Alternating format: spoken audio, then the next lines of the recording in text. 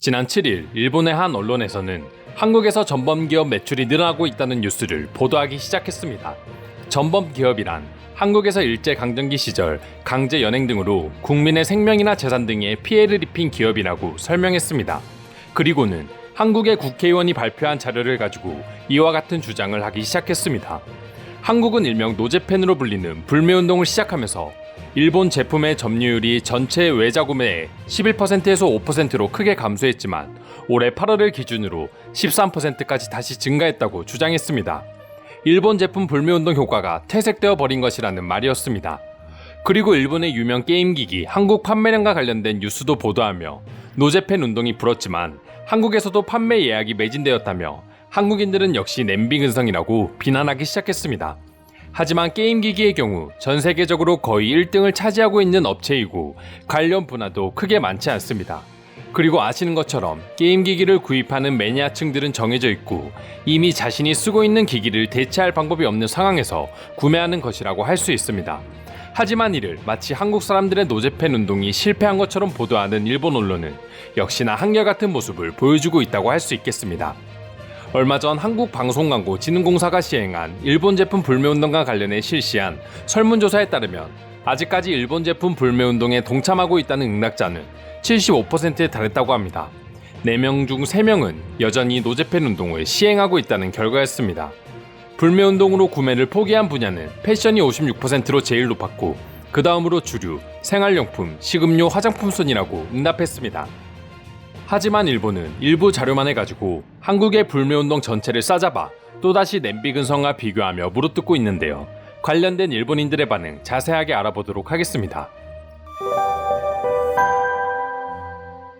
도대체 무엇이 전범기업인가?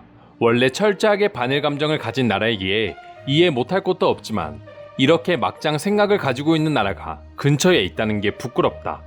그들이 전범기업이라고 부르는 기업뿐만 아니라 지난달에는 일본 자동차 매출이 증가했다는 기사도 봤습니다.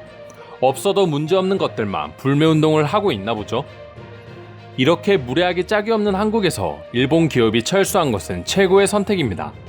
아직 철수하지 않은 일본 기업들은 향후 모든 책임을 스스로 지길 바랍니다. 일본과 관련된 기업이나 깃발만 보면 전범이라고 부르는 나라와 사이좋게 지내는 이유가 없다. 가는 말이 고와야 오는 말이 고운데 말이다. 일본과 당교하면 그들이 그렇게 자신하는 것처럼 소재와 부품의 국산화를 더욱 가속화할 수 있겠네요. 어디 한번 열심히 해보세요. 한국의 노제펜 운동은 WTO의 규율을 위반하는 것이다.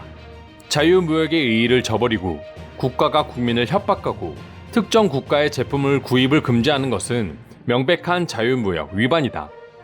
분명히 특정 국가를 대상으로 한 수입 금지 조치잖아. 이런 나라에서 WTO 사무총장 후보를 내다니 정말 세계적인 망신이다. 다른 나라 기업을 두고 자국의 독자적인 해석으로 전범 기업으로 정의하고 있다. 그냥 웃을 수밖에 없는 수준이다.